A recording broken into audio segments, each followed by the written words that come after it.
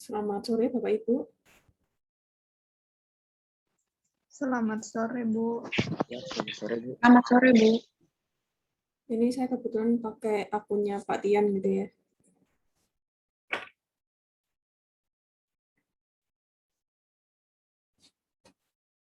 Dan Pak Tian lagi berhalangan untuk hadir.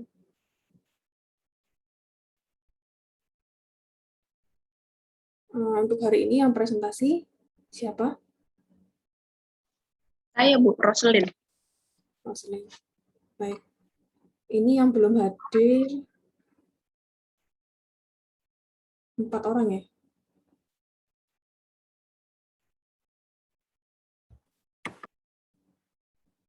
Kita tunggu dulu aja ya, bentar ya.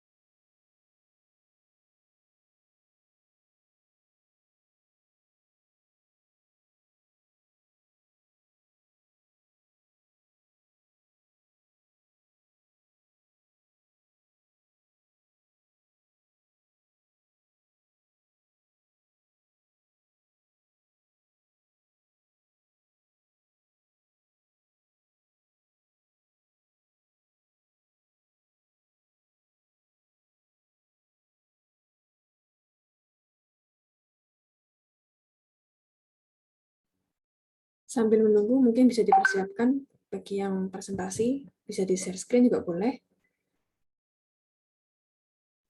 Izin share screen ya, Bu. Iya, sambil menunggu temannya yang lain masuk. Bagi yang lainnya, tolong, saya minta tolong untuk di WA temannya segera masuk ke Zoom-nya ya.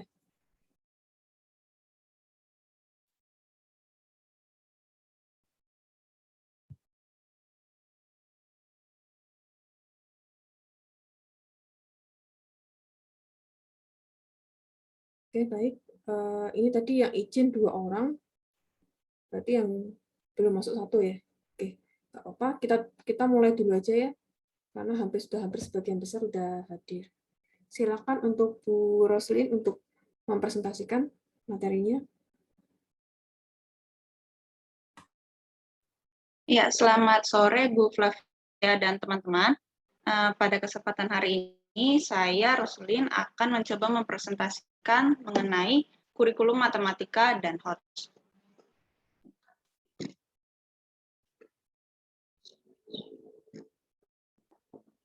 Sudah terlihat kan ya? Mohon maaf. Flavia dan teman-teman. Sudah.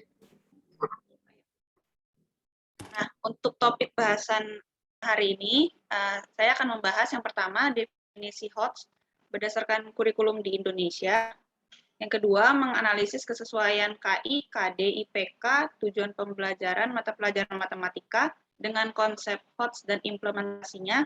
Dan yang terakhir, ini kemarin permintaan Pak Tian ditambah untuk asesmen kompetensi minimum atau AKM.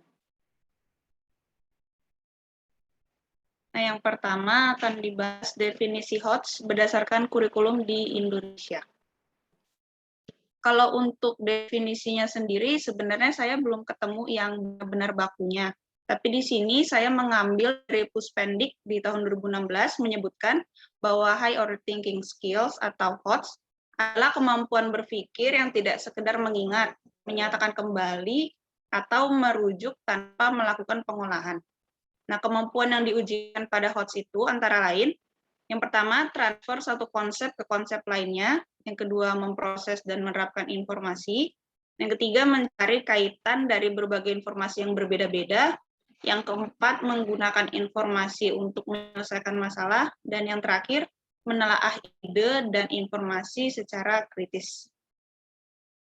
Nah, di sini ada tambahan juga, saya ambil dari modul pengembangan keprofesian berkelanjutan Matematika SMP Kemendikbud Dirjen GTK di tahun 2017.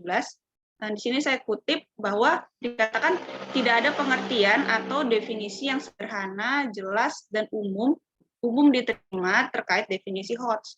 Namun demikian, pada umumnya kita sependapat bahwa HOTS itu adalah proses berpikir yang non-algoritmik kompleks, solusinya mungkin lebih dari satu, melibatkan ketidakpastian, kontekstual, menelaah, dan mencari kaitan informasi yang berbeda serta penerapannya.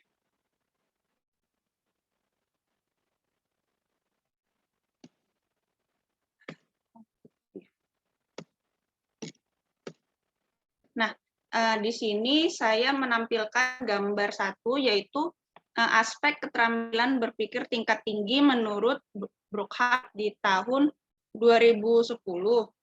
Beliau menyatakan kalau keterampilan berpikir tingkat tinggi itu dapat dinyatakan sebagai 3 hal. Yang pertama, HOTS itu adalah transfer pengetahuan, lalu HOTS itu sebagai proses berpikir kritis dan berpikir kreatif, dan terakhir HOTS itu sebagai proses penyelesaian masalah. Nah, HOTS sebagai transfer pengetahuan itu maksudnya adalah HOTS ini melahirkan belajar yang bermakna, di mana kemampuan peserta didik dalam menerapkan apa yang telah ia pelajari ke situasi baru tanpa arahan orang lain. Nah, di sini HOTS ini erat kaitannya dengan kemampuan berpikir siswa sesuai ranah pengetahuan, sikap, keterampilan yang nantinya akan menjadi satu kesatuan dalam proses belajar mengajar. Nah, untuk lebih jelasnya nanti akan saya jelaskan di slide selanjutnya. Selanjutnya, kalau HOTS dipandang sebagai proses berpikir dan berpikir kritis dan berpikir kreatif, jadi di sini untuk berpikir kritis itu adalah membentuk peserta didik yang mampu untuk berpikir logis, reflektif, dan mengambil keputusan secara mandiri. Kalau berpikir kreatif di sini berarti HOTS ini mampu membentuk peserta didik untuk lebih berimajinasi atau menghasilkan banyak kemungkinan. Dan yang terakhir, HOTS jika dipandang sebagai proses penyelesaian masalah, berarti mampu menjadikan peserta didik ini untuk dapat menyelesaikan masalah nyata atau masalah real di dalam kehidupannya dengan prosedur penyelesaian yang non-rutin. Nah, selanjutnya kita akan membahas analisis kesesuaian KI, KD, IPK, tujuan pembelajaran dengan konsep HOTS. Nah, di sini saya tampilkan ini screenshot dari KI KD yang di bagian kiri ini untuk jenjang SMP MTS dan yang di bagian kanan ini untuk jenjang SMA, MA, SMK, dan MK. Bisa kita lihat yang di bagian hitam itu KI seperti yang kita sudah kenal, ada KI ada 4, ada spiritual, ada sikap, ada pengetahuan, keterampilan. Lalu kalau yang di bagian tabel yang di lebih bawah itu untuk kompetensi dasarnya. Nah, ini tadi yang saya katakan tentang HOTS adalah transfer pengetahuan. Jadi keterampilan berpikir tingkat tinggi itu erat kaitannya dengan keterampilan berpikir sesuai dengan ranah pengetahuan, sikap, keterampilan yang menjadi satu kesatuan dalam proses belajar dan mengajar. Namun untuk di PPT hari ini, saya mungkin hanya akan membahas dari segi ranah pengetahuannya saja. Untuk sikap dan keterampilannya di sini tidak saya tampilkan. Nah, sesuai dengan Permendikbud nomor 21 di tahun 2016 tentang standar kompetensi lulusan atau SKL, dimuat bahwa SKL itu merujuk pada taksonomi Bloom yang pertama kali dikenalkan oleh sekelompok peneliti yang dipimpin oleh Benjamin Bloom di tahun 1956 dan dikembangkan lebih lanjut oleh Anderson dan Krathwohl di tahun 2001 atau yang kita kenal sebagai yang direvisi. Nah, di sini ada tabel 1, itu proses kognitif sesuai dengan level kognitifnya Bloom. Nah, kita tahu kalau proses kognitif itu kita kenal ada C1, C2, C3, C4, C5, C6, di mana C1 itu mengingat, C2 itu memahami, C3 itu menerapkan atau mengaplikasikan. Nah, menurut Anderson dan Krathwohl, C1, C2, C3 itu dikategorikan sebagai LOTS atau kemampuan berpikir tingkat rendah atau lower order thinking skill. Nah, sedangkan C4 menganalisis, C5 menilai atau mengevaluasi, dan C6 itu kreasi atau mencipta, itu dikelompokkan sebagai HOTS atau keterampilan berpikir tingkat tinggi. Nah, di sini selanjutnya Anderson dan Cradwell melalui taksonomi yang direvisi memiliki rangkaian proses-proses yang menunjukkan kompleksitas kognitif dengan menambahkan dimensi pengetahuan. Nah, mungkin sudah kita dengar juga ada yang namanya pengetahuan faktual, konseptual, prosedural, dan metakognitif. Kalau pengetahuan faktual itu berarti elemen-elemen dasar yang harus diketahui peserta didik jika ia dikenalkan dengan suatu disiplin atau untuk memecahkan masalah apapun di dalamnya. Kalau pengetahuan konseptual memuat ide atau gagasan dalam suatu disiplin ilmu yang memungkinkan orang untuk mengklasifikasikan suatu objek atau mengelompokkan atau mengklasifikasikan berbagai objek. Nah, yang ketiga, pengetahuan prosedural itu adalah pengetahuan mengenai bagaimana melakukan sesuatu, dan pengetahuan metakognitif adalah penekanan pada peserta didik untuk lebih sadar dan bertanggung jawab untuk pengetahuan dan pemikiran mereka sendiri. Nah, di sini bisa kita lihat kombinasi dimensi pengetahuan dan proses kognitif. Ini terlihat seperti matriks, bisa dibilang gitu ya. Jadi yang di bagian yang warna merah itu dimensi proses kognitifnya itu yaitu C1, C2, C3, C4, C5, C6. C1-nya remember sampai C6-nya create. Nah, kalau yang biru itu adalah dimensi pengetahuannya tadi, yang faktual, konseptual, prosedural, dan metakognitif. Nah, berdasarkan gambar ini, untuk mencapai dimensi proses pengetahuan tertentu, tentunya kita wajib melewati dimensi proses pengetahuan di bawahnya yang menunjang, tidak langsung menuju dimensi yang akan kita tuju. Dengan kata lain, dalam mencapai tujuan tertentu, kita wajib melewati jalan atau tangga di bawahnya sebagai penunjang atau mendukung dimensi proses pengetahuan tersebut. Jadi sama saja seperti kalau kita ingin mengajarkan materi-materi yang hot, tentunya kita harus pastikan dulu kalau siswa ini dia benar-benar sudah matang di bagian lots-nya, seperti itu. Nah, kalau ini adalah tabel kata kerja operasional yang digunakan dalam proses pembelajaran sesuai dengan ranah kognitifnya Bloom. Kata kerja ini bisa digunakan kalau kita mau merumuskan indikator IPK, indikator pencapaian kompetensi. Nah, lalu ini adalah bagan perumusan KD HOTS. Ini saya ambil dari P4TKIPA Kemendikbud.go.id.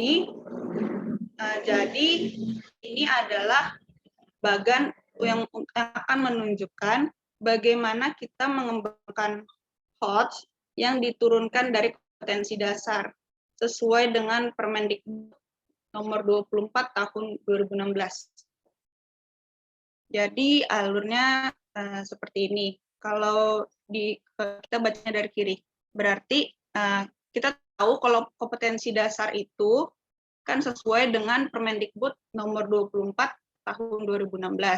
Itu menjabarkan pasangan KD yang pengetahuan sama keterampilan. Lalu untuk ranah kognitifnya C1, C6, itu sesuai dengan taksonomi Bloom, itu kan yang sudah seperti tadi saya katakan, itu memang disarankan kita menggunakan taksonomi Bloom, jadi yang diamanatkan dalam pembelajaran. Nah, di sini, untuk menentukan proses berpikir pada KD ini, bersangkutan sesuai dengan ranah kognitifnya Bloom. Nah, kemudian kita akan melihat kata kerja operasionalnya yang ada di kompetensi dasar. Setiap KD yang telah sesuai dengan kata kerja operasional, maka kita akan berpikir lagi gitu. Jadi kita perhatikan apakah KD itu sudah memuat kata kerja operasional yang berada di tingkat C4, C5, C6. Nah, jika KKO pada KD tersebut sudah memuat C4, C5, C6, berarti dapat kita pastikan kalau KD tersebut adalah KD yang HOTS gitu. Berarti kita bisa lanjut ke pengembangan indikator pencapaian kompetensi. Nah, sebentar.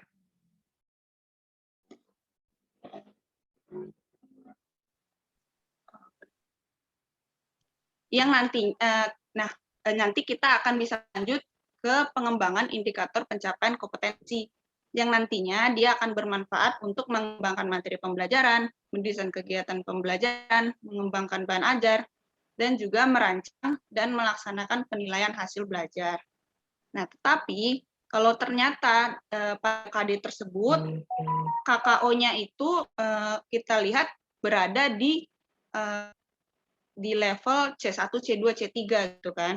Nah, berarti kita harus melihat ada dua hal yang harus kita perhatikan. Yang pertama, apakah KD tersebut merupakan prasyarat dari KD selanjutnya.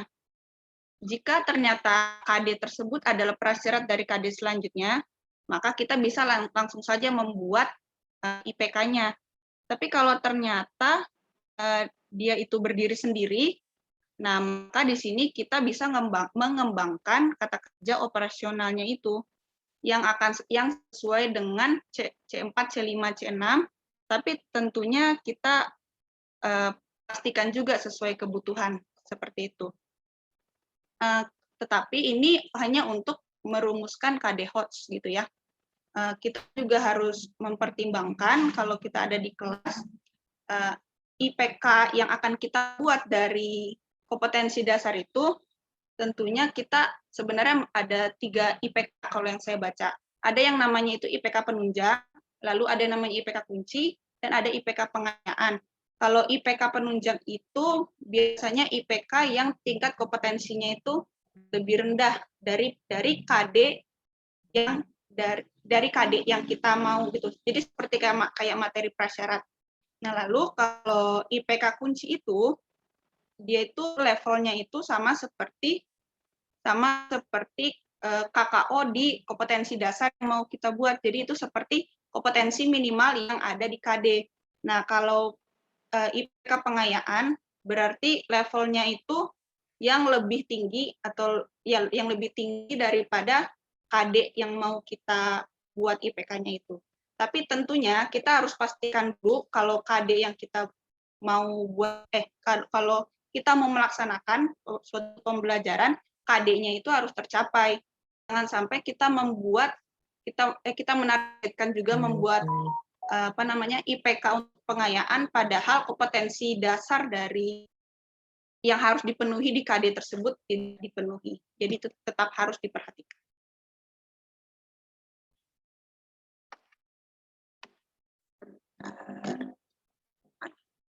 Nah, selanjutnya pada pemilihan kata kerja operasional atau KKO, untuk merumuskan indikator soal HOTS, hendaknya kita tidak terjebak juga pada pengelompokan KKO.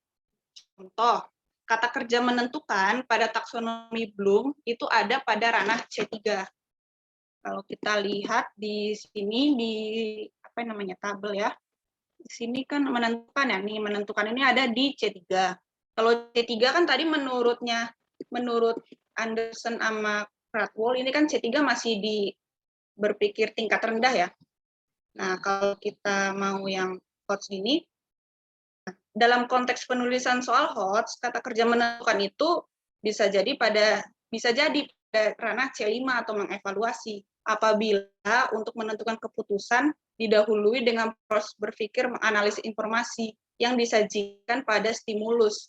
Lalu peserta didik diminta untuk menentukan keputusan yang terbaik. Bahkan kata kerja menentukan itu bisa saja kita golongkan sebagai C6 atau mengkreasi. Jika pertanyaan menuntut kemampuan siswa untuk menyusun strategi pemecahan masalah yang baru. Jadi ranah kata kerja operasional itu sangat dipengaruhi oleh proses berpikir apa yang diperlukan untuk menjawab pertanyaan yang diberikan. Nah, tentunya ini bisa kita highlight di sini kata stimulus. Jadi stimulus ini sangat mempengaruhi juga ya apakah kita ini membuat soal ini akan HOTS atau tidak. Meskipun KKO-nya itu masih tetap di C1, C2, C3. Nah, ini untuk tambahannya yang asesmen kompetensi minimum mungkin saya akan bahas sedikit. Untuk mengulang sedikit apa itu AKM. AKM atau Assessment Kompetensi Minimum merupakan penilaian kompetensi mendasar yang diperlukan oleh semua peserta didik untuk mampu mengembangkan kapasitas diri dan berpartisipasi positif pada masyarakat. Nah, di sini terdapat 2 kompetensi mendasar yang diukur dalam AKM, yaitu literasi membaca dan literasi matematika numerasi. Soal AKM literasi matematika numerasi ini mengukur yang ada 3 hal. Yang pertama konten. Dari segi kontennya itu terbagi menjadi 4 kelompok. Ada yang kelompok bilangan, ada yang geometri, ada yang data dan ketidakpastian, dan ada yang aljabar. Kalau kognitifnya ini dia mengukur 3 level. Ada knowing, applying, sama reasoning. Dan yang ketiga, konteks. Konteks ini dibedakan menjadi 3, yaitu konteks personal, konteks sosial budaya, dan konteks saintifik. Kalau personal, setahu saya itu lebih kayak ke diri siswa itu. Kalau sosial budaya itu dengan misalnya dengan kayak survei, jadi lebih ke masyarakatnya gitu, kayak hubungan dengan orang lain. Kalau saintifik itu ya mungkin kayak misalnya curah hujan, jadi yang lebih ke saintifik. Nah, ini untuk level kognitif AKM. Oh, ini. Nah, untuk yang level kognitif AKM, yang pertama itu knowing, atau dia itu L1 ya, kalau kita kenal. Nah, itu setara dengan C1, C2, kalau mengikuti taksonomi Bloom. Nah, jadi soal dalam level kognitif ini menilai kemampuan, pengetahuan, dan pemahaman peserta didik tentang fakta, konsep, proses, dan prosedur. Nah, bisa dilihat di bagian kanan di tabelnya itu, aspek-aspeknya itu bisa kita gunakan sebagai kata kunci ketika kita ingin membuat soal-soal AKM.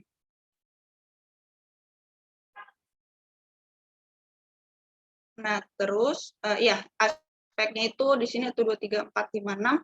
Ada mengingat, mengidentifikasi, klasifikasi, hitung, memperoleh, mengukur. Ya, jadi ini masuk L1, kalau belum berarti C1, C2. Nah, ini adalah contoh soal AKM yang menerapkan level kognitif yang knowing gitu. Jadi di sini dia itu berarti di bagian kontennya itu data dan ketidakpastian. Nah, di sini mengenai waktu dekomposisi sampah. Jadi ada di bagian kiri itu adalah tabel waktu dekomposisi sampah organik, dan di bagian kanan itu diagram waktu dekomposisi sampah anorganik. Cuman bedanya, kalau di bagian kiri itu dia menggunakan tabel gitu ya. Kalau di bagian kanan dia menggunakan diagram batang. Nah, di sini soalnya sampah anorganik lebih lama terurai dibandingkan sampah organik. Nah, waktu dekomposisi popok sekali pakai lebih lama dari plastik, namun kurang dari kulit sintesis. Berapa waktu dekomposisi yang mungkin dari popok sekali pakai? Nah, gitu. Nah, kalau di sini, soal ini sebenarnya itu merupakan contoh soal yang level knowing. Kenapa? Karena untuk menjawab pertanyaan ini, peserta didik cukup mengambil informasi dari stimulus tanpa mereka melakukan analisis terlebih dahulu. Jadi ya sudah, mereka tinggal membaca di tabelnya, mereka membaca di diagram batangnya, lalu mereka menentukan oke, berarti waktu dekomposisi popok sekali pakai berapa tahun gitu. Jadi kompetensi yang dibutuhkan ini hanya membaca data pada diagram batang. Nah, ini level kognitif AKM yang kedua, applying atau dia L2. Nah, L2 ini kalau disetarakan dengan Bloom berarti dia C3. Nah, soal pada level kognitif ini menilai kemampuan matematika dalam menerapkan pengetahuan dan pemahaman tentang fakta, relasi, proses, konsep, prosedur, dan metode pada konsep situasi nyata untuk menyelesaikan masalah atau menjawab pertanyaan. Nah, di sini kata kuncinya bisa dilihat di tabel juga ada 4, ada memilih strategi, menyatakan, membuat model, menerapkan, melaksanakan, dan menafsirkan. Kalau dilihat dari tadi yang ini proses kognitif sesuai level kognitif Bloom, berarti L2 itu masih masuk di LOTS sih, di C3 kan soalnya dia. Masih di LOTS.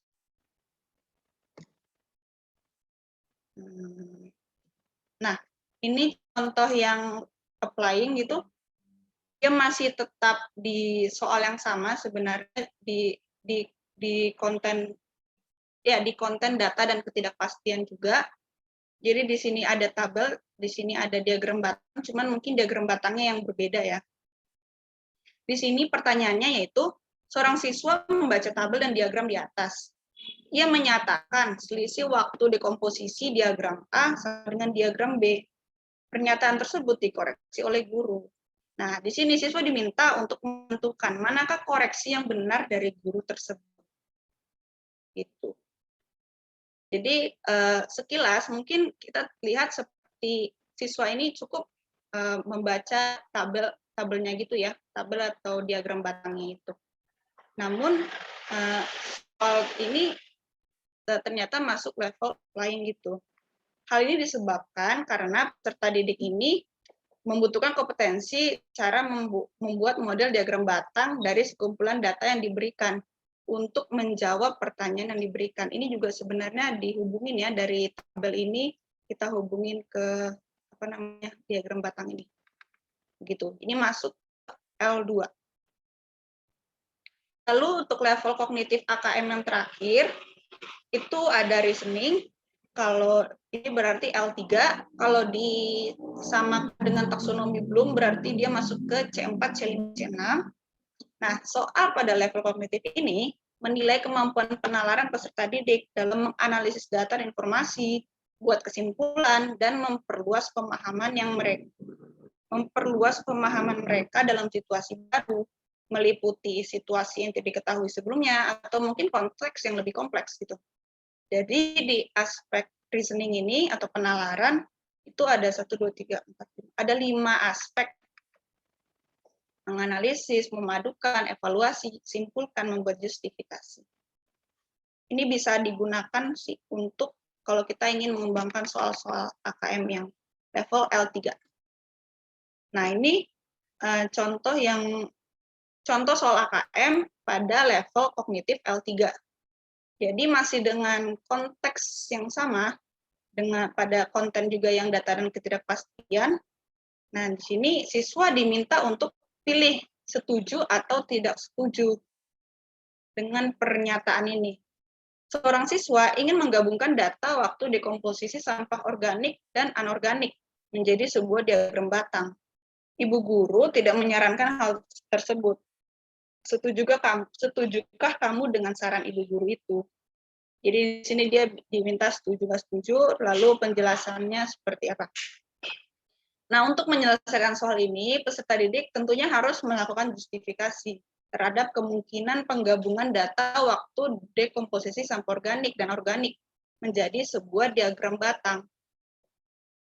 Nah, untuk memperkuat argumennya, peserta didik harus evaluasi kemungkinan penggabungan kedua data dengan gunakan konsep hubungan satuan waktu dan penyajian data dalam diagram batang. Karena kalau kita lihat juga di sini, di bagian sampah anorganik, dia itu kan dia pakai ininya tahun. Kalau di sini waktunya itu dalam tahun, kalau di sini kan minggu dan bulan. Jadi kira-kira apakah boleh disamakan? Nah, ini masuk ke contoh soal AKM yang menggunakan level kognitif L3. Mungkin hanya itu saja yang bisa saya paparkan hari ini. Sekian presentasi saya, kurang lebihnya mohon maaf, terima kasih. Saya kembalikan lagi ke Bu Flavia.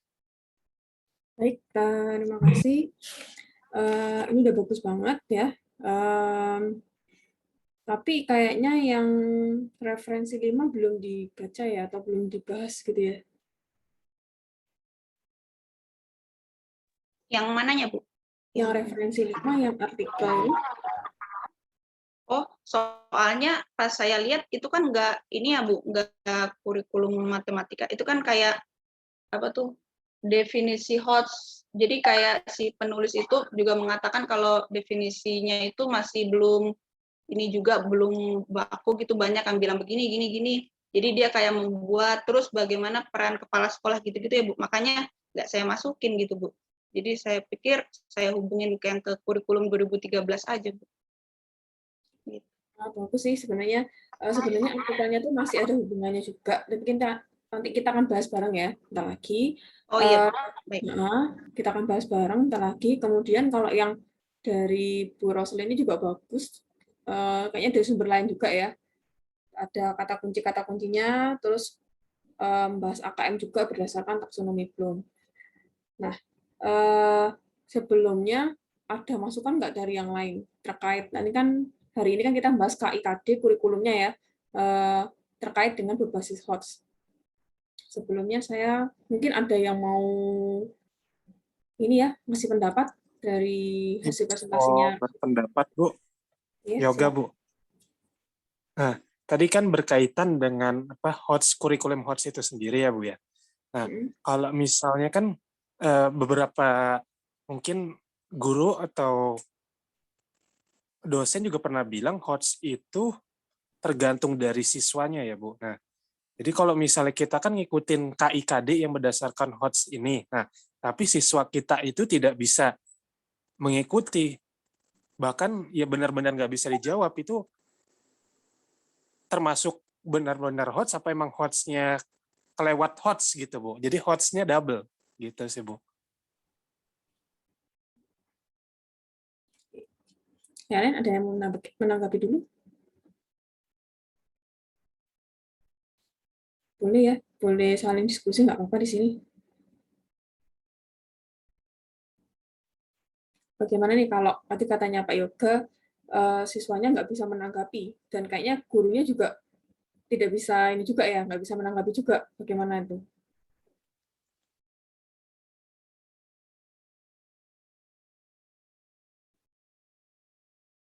Atau Mungkin saya mau coba berpendapat Bu.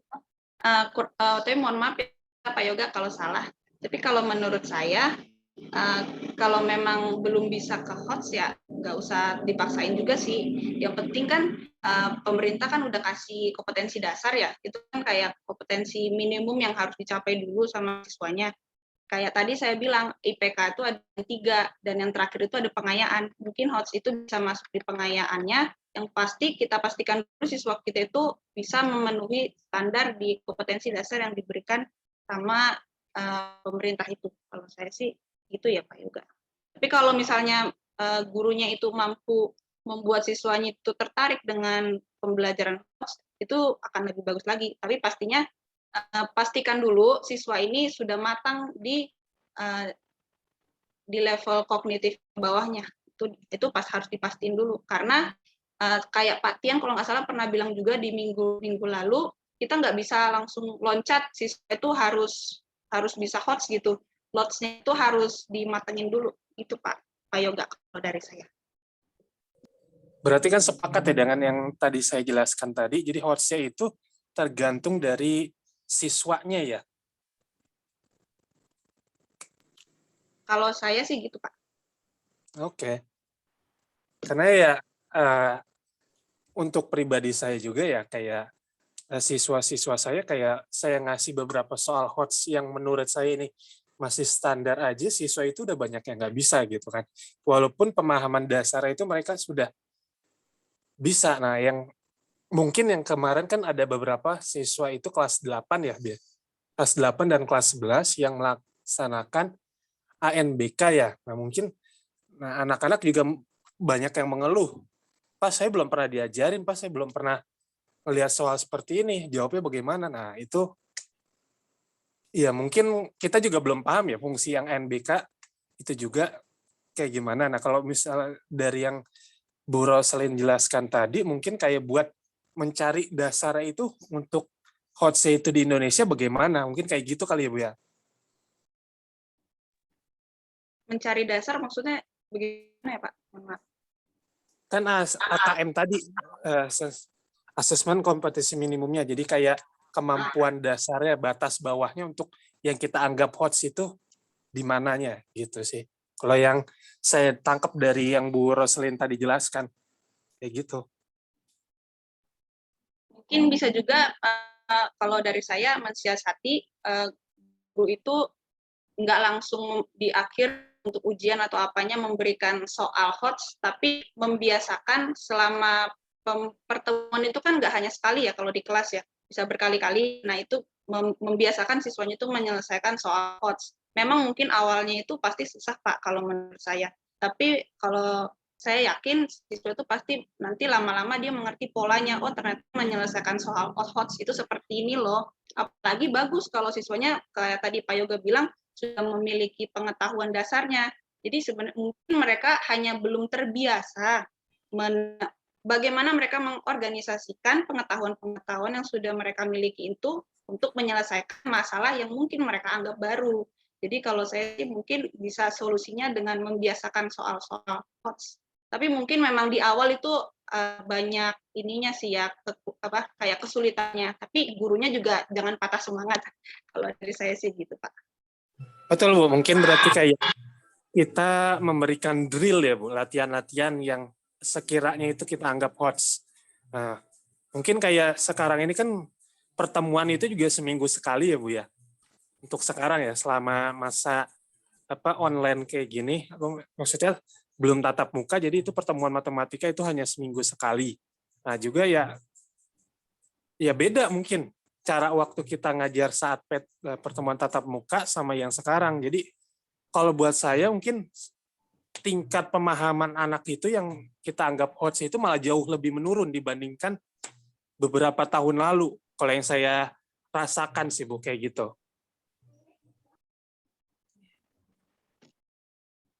Oke, benar tadi karena diskusi ya kita ya, kita nggak bisa langsung memberikan siswa itu langsung kasih soal kayak gitu. Pasti siswa akan bingung, saya nggak pernah diajari, kayak tadi pengalamannya Pak Yoga ya, saya nggak pernah diajari Pak, ini seperti apa kayak gitu kan. Nah jadi harusnya guru juga harus bisa memberi ini ya, ada treatmentnya juga ya, nggak langsung memberikan soal kayak gitu. Nah maka guru tuh harus bisa harus tahu dulu gitu loh, harus ngerti dulu. Nah, host itu seperti apa dan harus bisa benar-benar merencanakan. Makanya hari ini kan kita bahas tentang KIKD. Kalau KIKD nggak bisa lah kita ubah, itu kan kayak semacam silabus, kurikulum, kita nggak bisa ngubah ya. Yang bisa kita ubah apa? Kita buat rencana pembelajaran. Nah, nanti namanya RPS itu kan, nanti RPS-nya yang berbasis host itu seperti apa? Kayak gitu. Jadi kita nggak bisa langsung memaksakan anak langsung host gitu, nggak bisa. Harus ada treatment-nya dulu, kayak gitu. Ada latihannya dulu. Nah, ini saya coba share screen ya.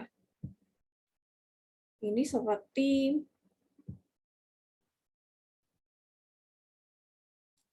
paper yang ini. Kelihatan ya? Kelihatan belum? Iya Bu, terlihat Bu. Nah, kelihatan ya? Di artikel yang 5 ini ya, kita akan bahas bareng di sini terkait dengan HOTS itu sendiri gitu kan ya.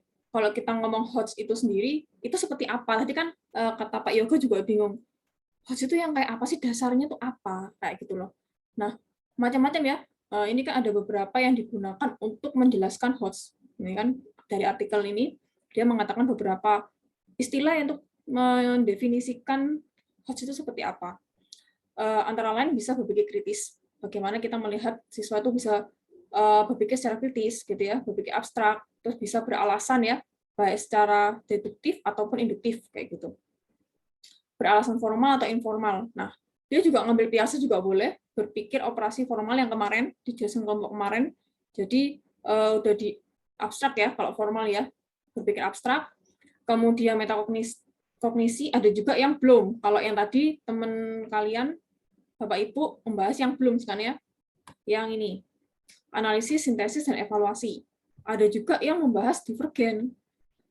Intinya dia harus, kalau kita ngomong divergen, berarti pola pikirnya itu tidak hanya satu. Kalau konvergen hanya satu solusi, satu yang dituju. Kalau divergen yang diharapkan dari HOTS itu apa?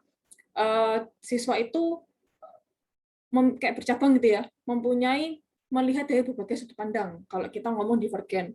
Nah, kalau kita ngomong divergen, nyambungnya pasti ke creative thinking. Creative thinking-nya atau berpikir kreatif bisa menghasilkan sesuatu yang baru, tidak hanya berbagai macam solusi, tapi juga original. Nah, selain itu, kalau kita ngomong HOTS juga kita mengenal juga ada namanya ill structure problem.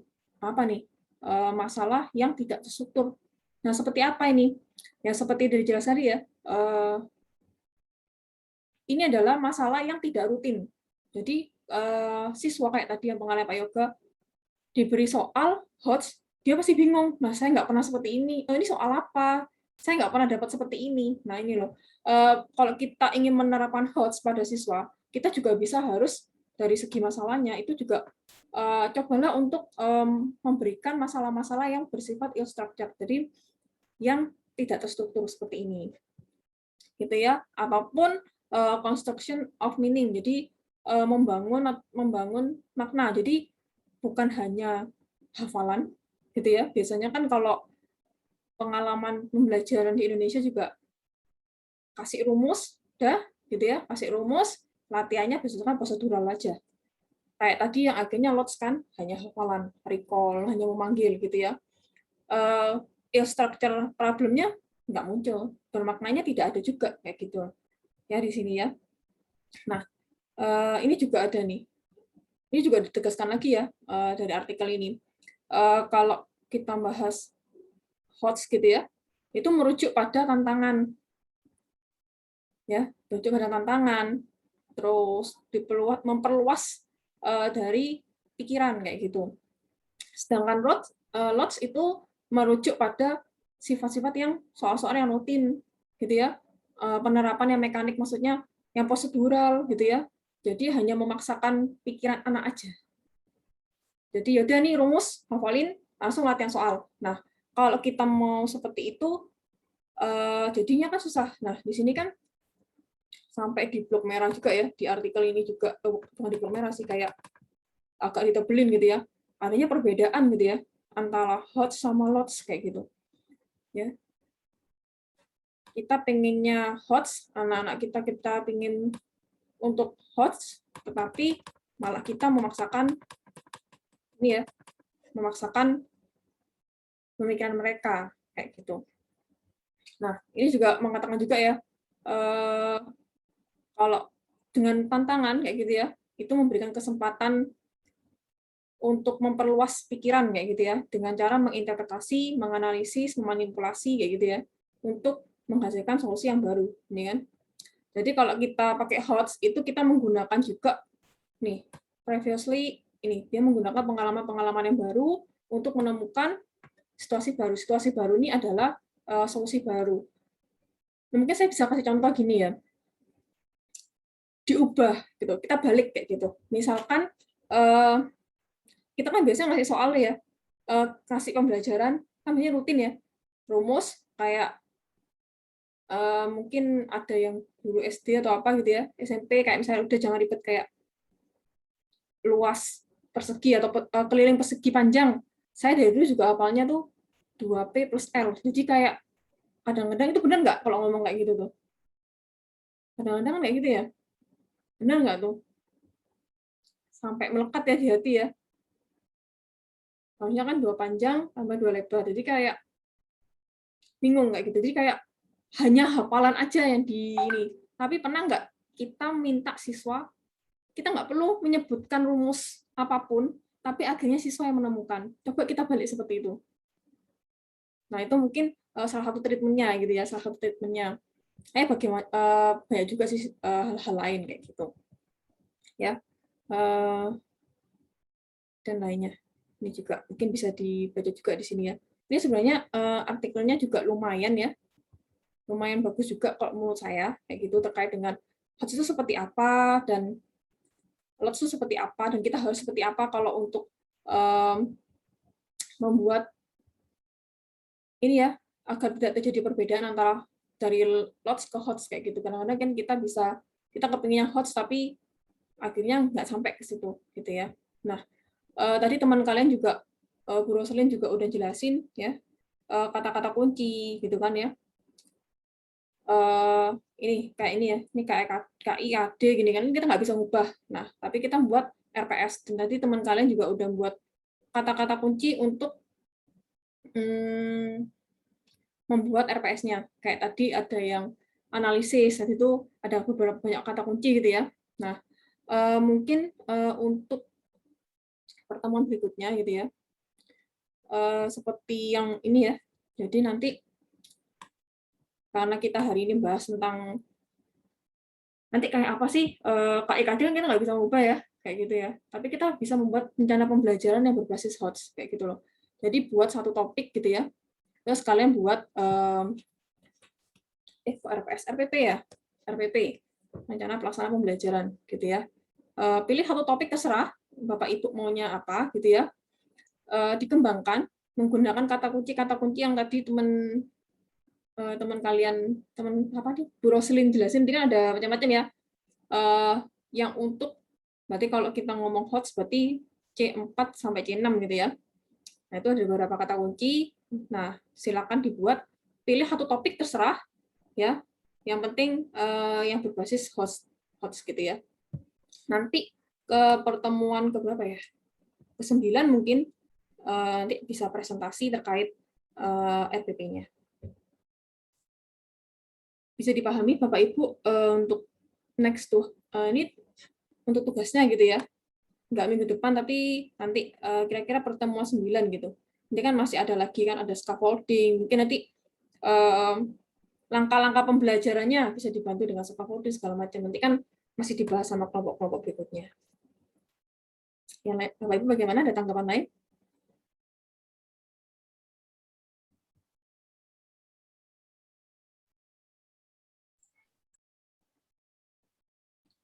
Paham ya tugasnya apa ya? Pilih satu topik aja terserah. Jadi jangan banyak-banyak, sesuaikan dengan itu. Jadi kayaknya teman kalian sudah Bu Roslin sudah kasih kata-kata kunci ya, yang HOTS yang C4, C5 sama C6. Berarti buat itu kayak gitu. Bu, maaf mau tanya, kita kan disuruh bikin RPP ya, Bu? Oh ya, Untuk RPP maaf. tugasnya. Nah, RPP-nya ini kan kalau sekarang kan RPP-nya 1 lembar tuh, Bu, yang isinya cuman sedikit. Nah, apakah bikin RPP-nya juga sama 1 lembar juga atau gimana ya untuk RPP-nya sendiri, penulisan RPP-nya? Dibuat juga ini ya langkah-langkah pembelajarannya. Jadi 1 lembar itu kayak apa tuh? Itu kayak yang aturan sekarang ya? Iya, Bu, aturan sekarang 1 lembar isinya cuman KIKD-nya, terus tujuan sama kegiatan pembelajaran. Kegiatan Iya, pembelajarannya pokok-pokoknya. dijabarin nggak tuh? Kalau yang sama saya belum lihat sih. Kalau di kegiatan pembelajarannya sih dijabarin sih, Bu, cuman nggak lengkap, cuman kata-katanya gitu doang. Kayak misal pembukaan gurunya ngapain, pas lagi pembahasan gurunya ngapain aja, penutupan gurunya ngapain aja, gitu aja sih, Bu. Ini kita buat ini aja ya, kita sesuaikan dengan, kan kita kepingin berbasis HOTS ya. Itu kan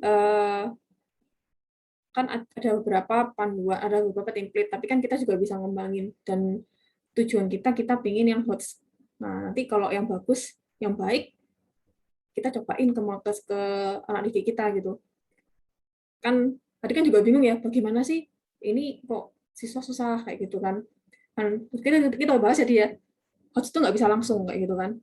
Perlu ada treatment, perlu ada rencana. Nggak mungkin guru langsung kayak tadi kayak Pak Yoga dikasih soal, ya pasti siswa nggak paham. Soalnya langsung HOTS lagi. Soalnya soal-soal yang dari PISA itu kan. Nah itu Teams kayak gitu, jadi kan ya kaget juga siswa. Jadi perlu ada rencana. Jadi kita membuat RPS-nya, RPP-nya nggak 1 lembar ya. Kita kita mengembangkan lah yang berbasis HOTS kayak gitu. Gitu ya Bu ya. Ya, baik, Bu. Terima kasih. Oke, ada pertanyaan lagi?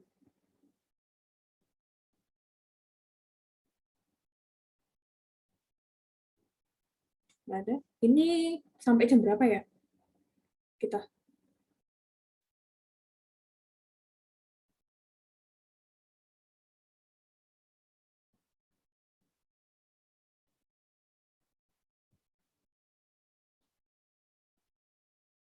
Kita 2 SKS kan ya?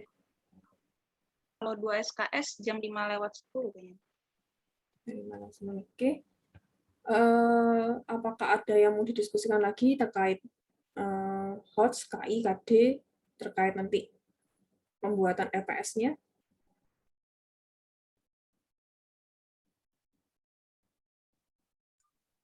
Bu, kalau misalnya yang tadi terkait RPP-nya itu kita sesuaikan dengan sekolah kita, apa emang kita sesuaikan dengan materinya, Bu?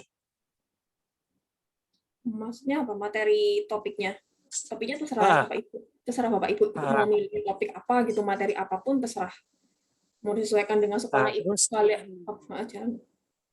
sekolahnya itu berarti disesuaikan, Bu? Enggak, maksudnya kan tadi kayak mungkin kan kita cara penyampaian antara kita di sekolah yang udah cukup paham sama yang belum kan beda, Bu ya. Kayak intronya, apa kayak kita biasa apa sih sebutannya kayak pembukaannya ya, Bu. Nah, ini kalau misalnya kayak di sekolah yang udah terbiasa kita say hello dan ngucapin kata-kata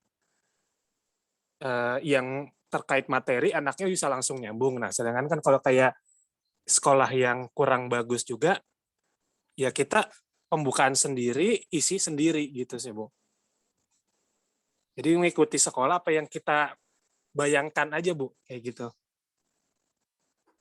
Kalau untuk materi terserah ya Pak ya, atau Bu, Nah, apa kalau mau materi ya disesuaikan, terserah. mau disesuaikan atau habis jalan atau enggak. Kalau untuk ini disesuaikan ini aja Pak. Kalau di sekolah Bapak atau Ibu belum menerapkan HOTS ini, kita buat dulu aja yang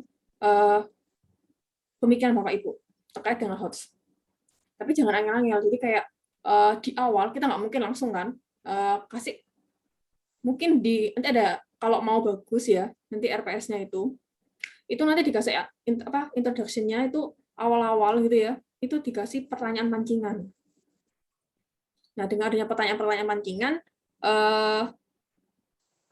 nge-review dulu materi yang sebelumnya, siswa mengangkat berpikir siswa.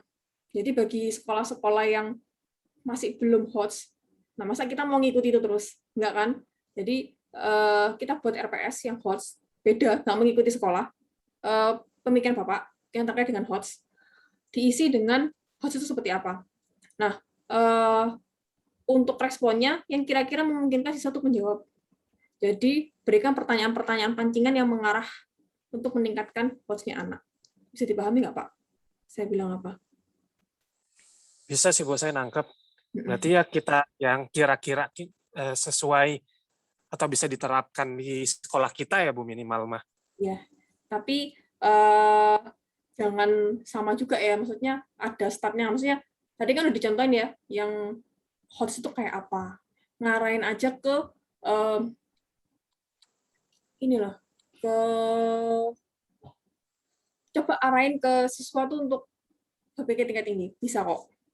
Saya juga pernah riset terkait itu ya, kreatif. Saya pernah dulu riset terkait dengan creative thinking, dan subjek saya siswa biasa juga. Jadi diberikan pertanyaan-pertanyaan pancingan yang mengarah ke tadi, misalkan salah satu di HOTS kan ada yang ini ya, kayak divergen. Buat siswa itu jawabannya tuh nggak hanya satu. Buat siswa tuh benar-benar kritis menjawab pertanyaannya. Bagaimana pintar-pintarnya Bapak Ibu membuat itu di RPS itu nanti. Gitu ya Bapak Ibu ya. Oke, Bu, iya bisa dipahami.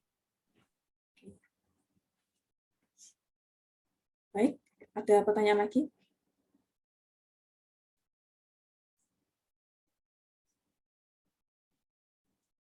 Oke, kalau nggak ada mungkin berikutnya bisa dikerjakan di rumah ya, bisa nyicil-nyicil mulai sekarang. buat RPS, kayak gitu ya, langkah-langkahnya seperti apa, sesuaikan dengan KIAD, dan juga host-nya. Oke, sampai sini dulu ya Bu ya. Bapak Ibu, ada pertanyaan lagi tidak?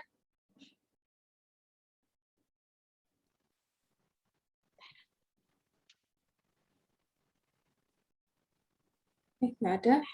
Kalau nggak ada, baik, saya mungkin akhiri ya sampai sekarang ya. Saya akhiri ya. Selamat sore dan terima kasih, Bapak Ibu. Ya, terima kasih Bu. Terima kasih Bu. Selamat sore juga. Baik. Saya end meeting ya.